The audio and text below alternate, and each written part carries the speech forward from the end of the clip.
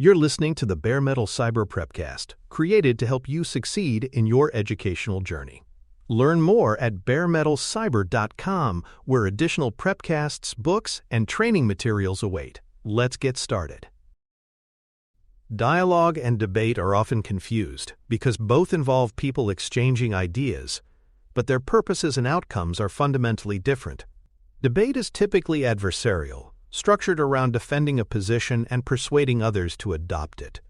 The emphasis is on winning rather than understanding, and under pressure this mindset can harden into defensive escalation. Dialogue, by contrast, is collaborative sense-making. Its goal is to jointly explore reality, pooling perspectives, and testing assumptions together. Instead of framing others as opponents, dialogue treats them as partners in discovery. Imagine two colleagues debating a design choice. In debate, each insists their option is superior. In dialogue, both reveal reasoning, ask clarifying questions, and seek to integrate the best of both ideas. The distinction is not trivial. Dialogue creates space for learning, while debate narrows focus to defending conclusions, often at the cost of insight and trust. The mutual learning model captures the heart of dialogue by balancing advocacy with inquiry.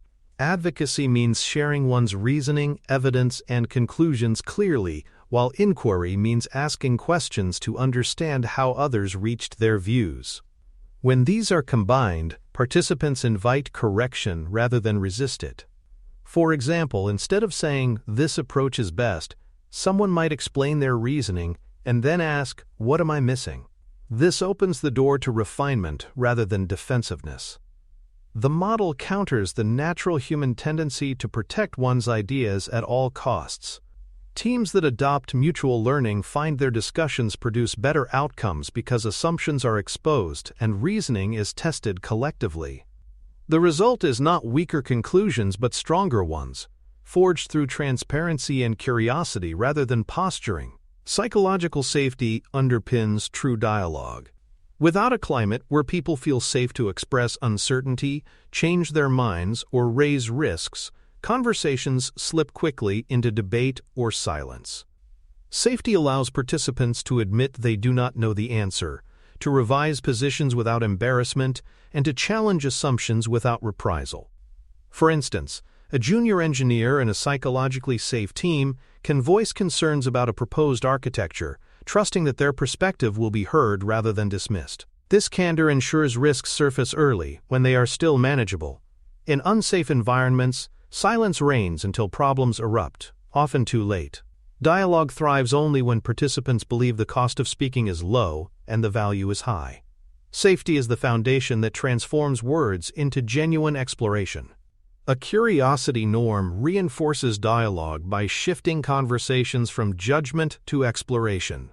Questions become tools for understanding context and constraints, rather than weapons for exposing flaws. For example, instead of saying, "Why would you do that?" which implies judgment, a curious stance reframes the inquiry as, "Can you walk me through your thinking?" This not only reduces defensiveness, but also uncovers insights that might otherwise remain hidden. Curiosity signals respect and a willingness to learn from others. When teams adopt this norm, high-stakes conversations become opportunities for discovery rather than battlefields for persuasion. On the exam, curiosity norms may appear in scenarios about diffusing conflict.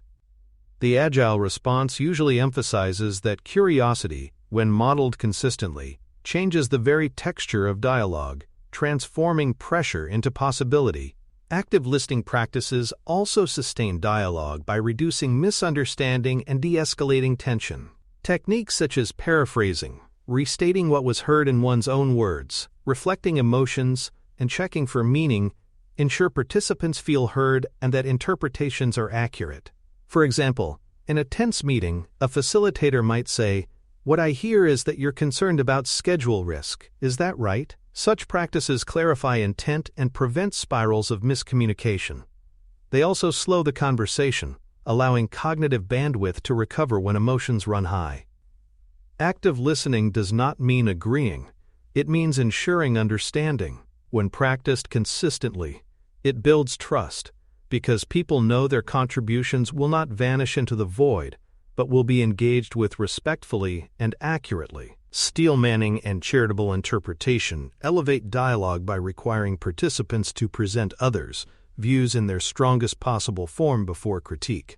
Instead of dismissing a colleague's point, one restates it as clearly and persuasively as possible, demonstrating genuine effort to understand.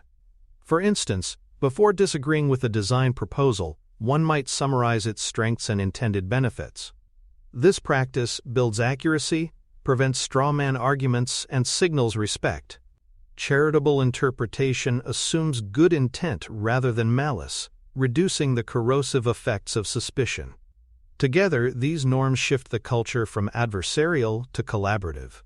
Even in deep disagreement, they protect trust, because participants know their ideas will be treated with fairness. Steel-manning turns debate into dialogue by ensuring that critique addresses the best version of an idea, not a caricature of it. The ladder of inference illustrates how quickly people leap from raw data to entrenched conclusions. Dialogue slows this climb by making each step explicit. Participants are encouraged to reveal what data they noticed, what assumptions they drew, and how those shape their conclusions.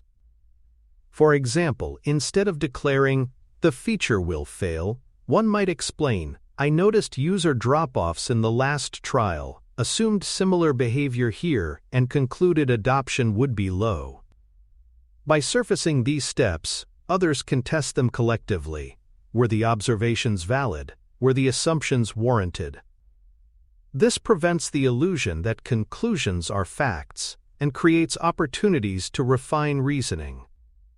In dialogue, the ladder of inference becomes a shared tool rather than a private leap, reducing distortion and strengthening collective judgment. Sensitivity to power dynamics is critical for dialogue because hierarchies often silence valuable input. Senior voices tend to dominate, while junior or lower status participants defer. Dialogue practices counter this by inviting quieter voices to contribute first or by using anonymous input methods.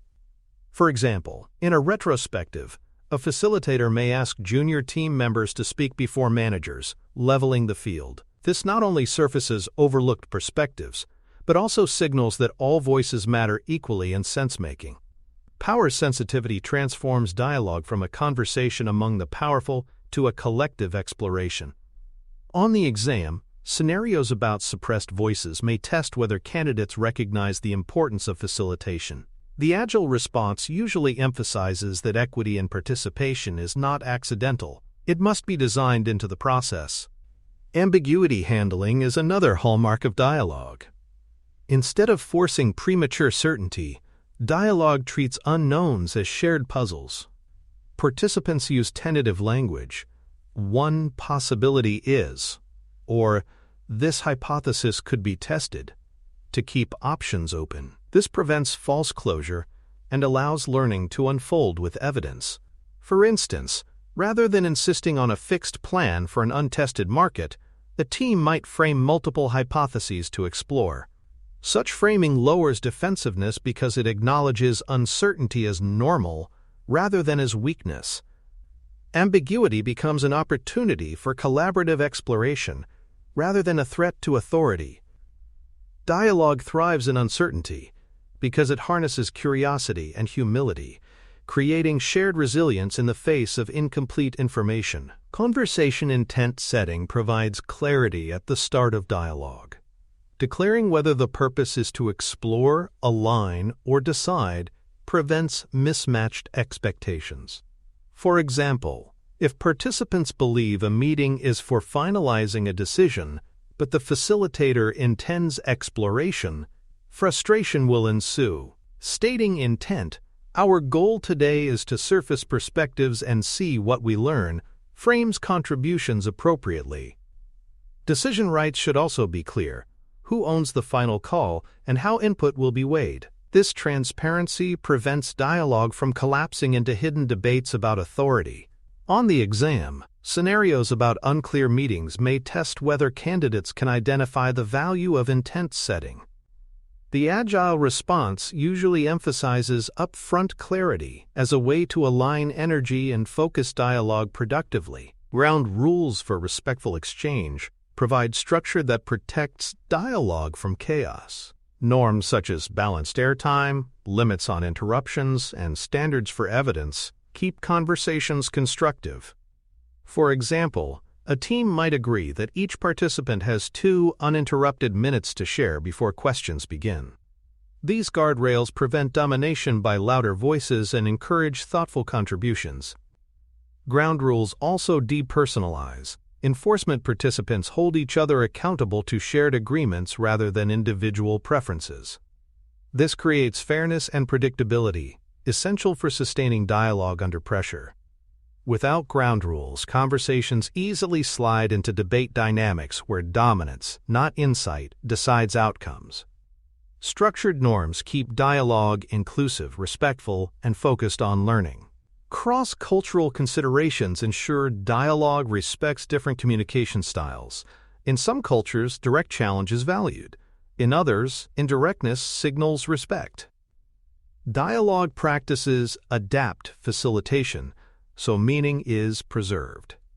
For example, a facilitator working with an international team might use more written pre-reads to give space for reflection, recognizing that not all members will voice dissent openly in meetings. Without adaptation, cultural differences can be misinterpreted as disengagement or conflict. On the exam, cross-cultural scenarios often test whether candidates recognize the importance of cultural awareness. The agile response usually emphasizes that dialogue must flex to context, not assume one style fits all.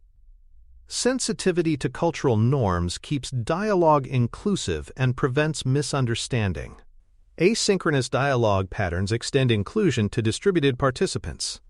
Pre-reads, written perspectives, and staggered comment windows allow reflection without the heat of live debate.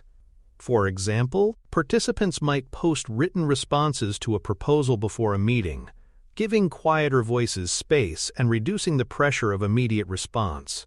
This practice ensures distributed or introverted members contribute fully. Asynchronous dialogue also reduces heat by slowing the pace, giving time for thoughtful interpretation. Without such patterns, remote participants often find themselves excluded or disadvantaged. On the exam, async scenarios often test whether candidates can adapt dialogue for distributed contexts. The agile response usually emphasizes that dialogue does not have to be synchronous to be real. Written, reflective exchanges often deepen collective understanding. Debate culture risks can infiltrate teams if left unchecked. Winner-loser framing, defensive escalation, and rhetorical traps quickly turn dialogue adversarial. When participants begin scoring points rather than exploring perspectives, learning halts.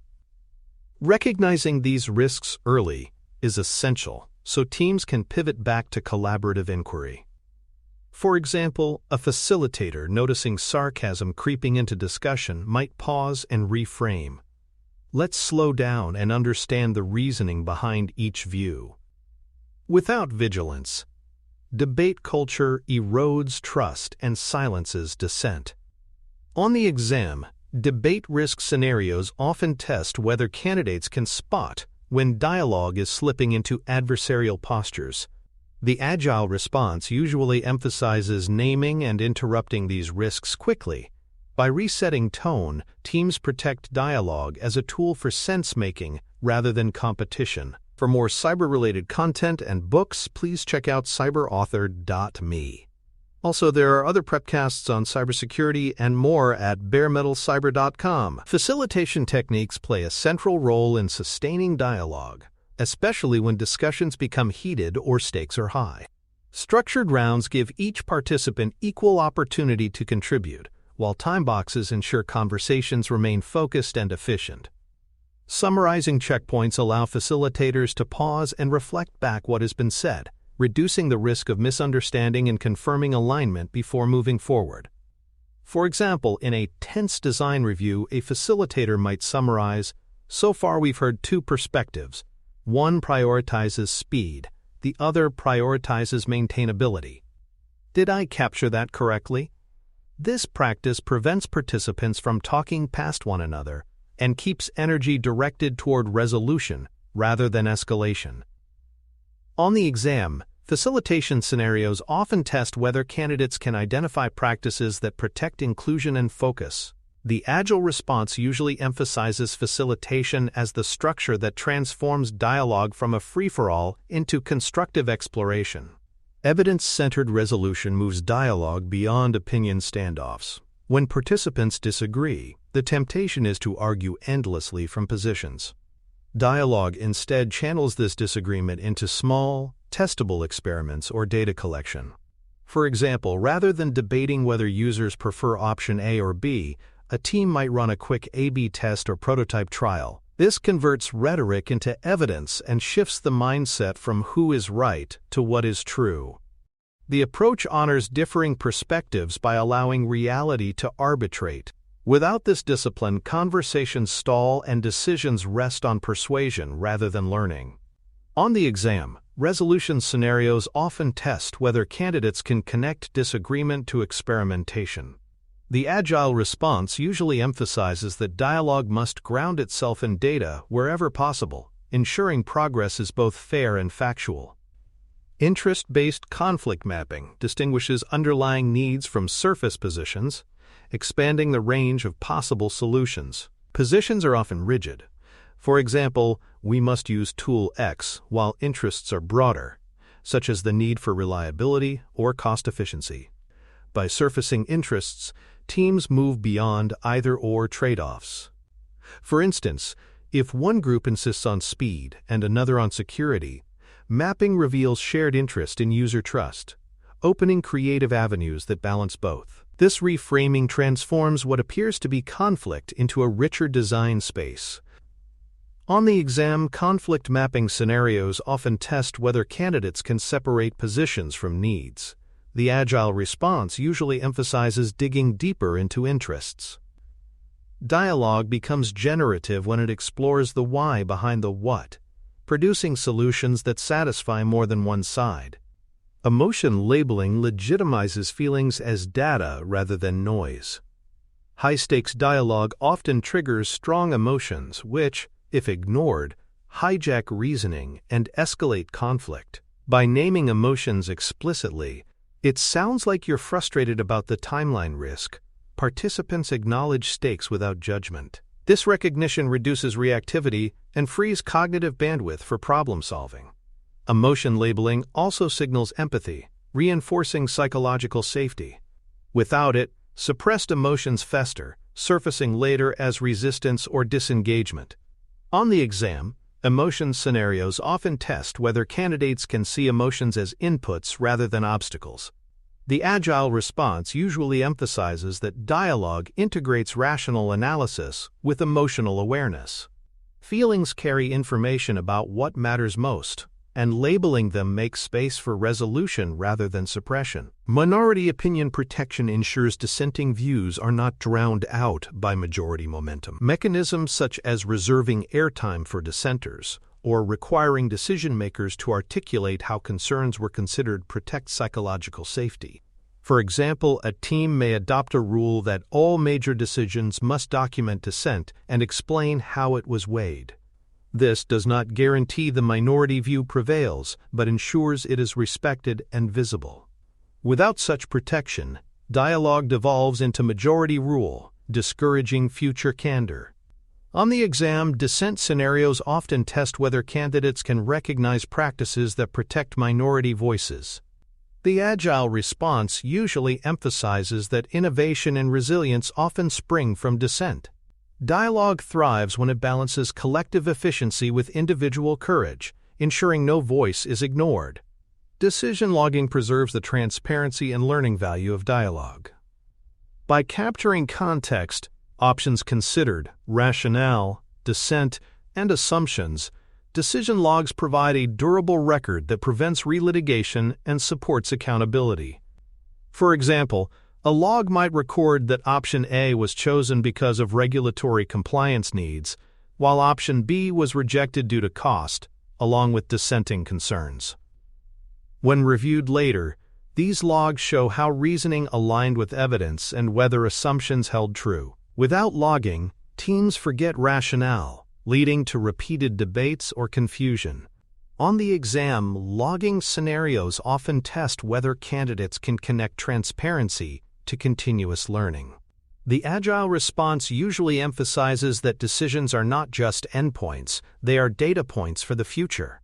Logs ensure dialogue contributes to institutional memory, as well as immediate resolution. Retrospective review of dialogue quality strengthens teams by improving not only what they decide, but how they decide. After major conversations, teams can reflect. Did everyone contribute? Were assumptions surfaced? Did facilitation support equity? For example, a team might notice that one voice dominated, or that inquiry was limited, prompting adjustments. Reviewing dialogue quality normalizes continuous improvement of communication, not just delivery. Without this review, unproductive habits persist. On the exam, dialogue retrospective scenarios often test whether candidates can identify the importance of reflecting on process. The agile response usually emphasizes meta-learning. Dialogue is a skill, and like any skill, it sharpens with practice and reflection. Reviewing the quality of discourse ensures improvement is not left to chance. Leadership modeling sets the cultural tone for dialogue. Leaders who practice humble inquiry, publicly revisit their assumptions, and appreciate those who surface inconvenient truths demonstrate that candor is safe. For example, when a leader admits, "I was convinced option A was right, but your evidence changed my mind," they model adaptability. This makes it easier for others to show vulnerability without fear. Conversely, leaders who punish dissent or insist on being right train teams to debate defensively or stay silent. On the exam, leadership scenarios often test whether candidates can link behavior to culture. The agile response usually emphasizes that leaders must embody dialogue principles visibly. Culture shifts less through mandates than through modeled behavior, and leadership is the amplifier of safety. Coaching programs develop dialogue as a skill through deliberate practice.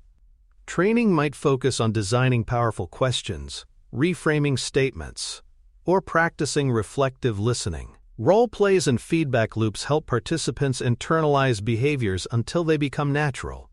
For example, a coaching exercise might involve practicing steel-manning a colleague's position before critique. Without deliberate skill building, dialogue remains an aspiration rather than a capability.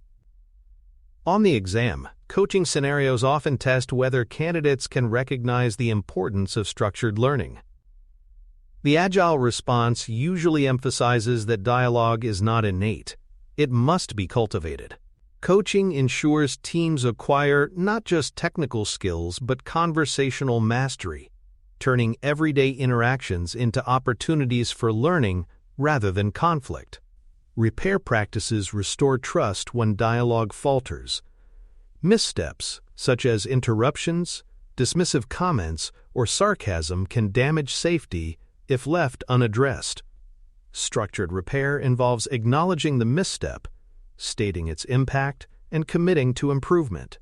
For example, a participant might say, "I interrupted you and dismissed your point, which undercut your contribution.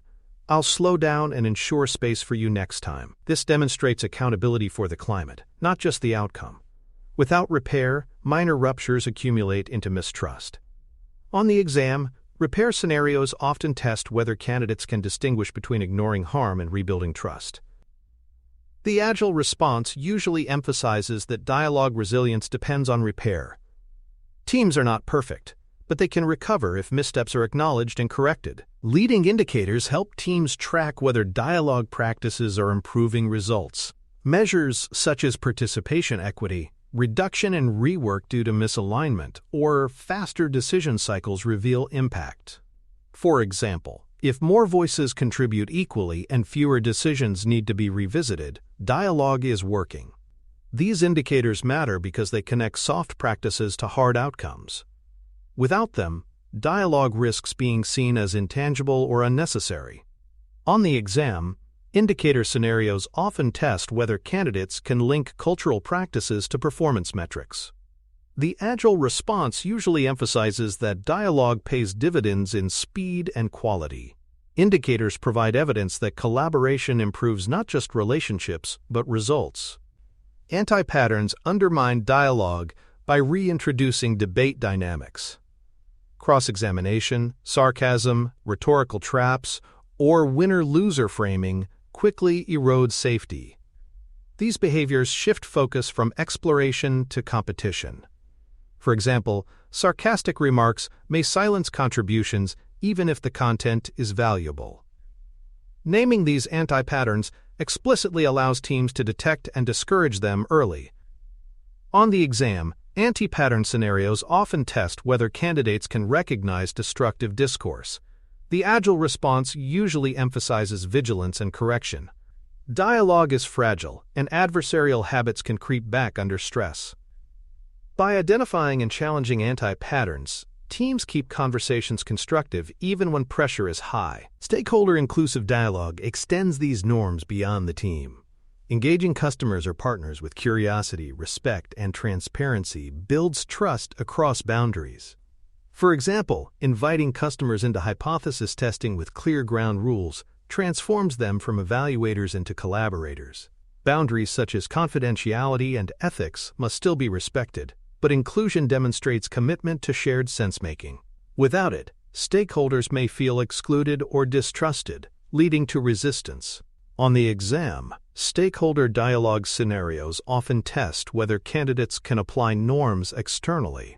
The agile response usually emphasizes that dialogue principles strengthen all relationships.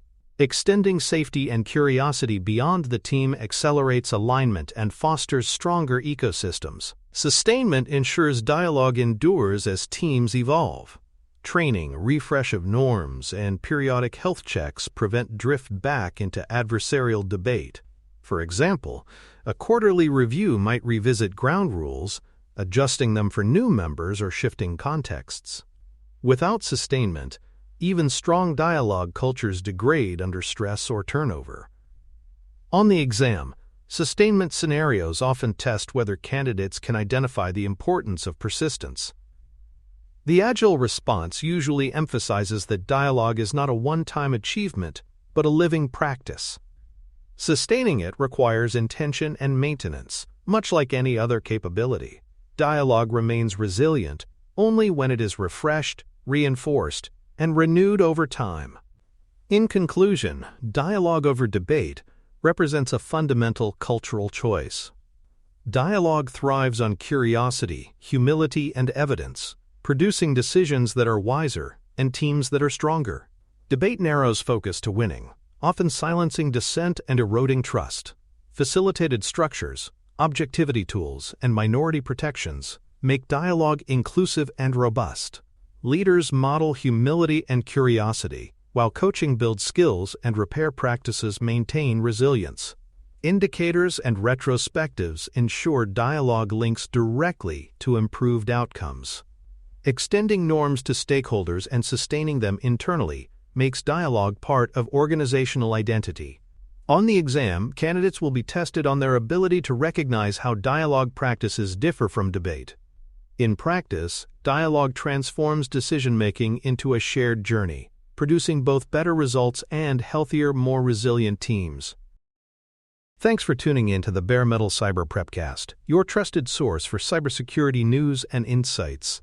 Remember to subscribe at baremetalcyber.com so you never miss an update. And visit cyberauthor.me for best-selling cybersecurity books that equip you with expert knowledge. Until next time, stay secure and stay vigilant.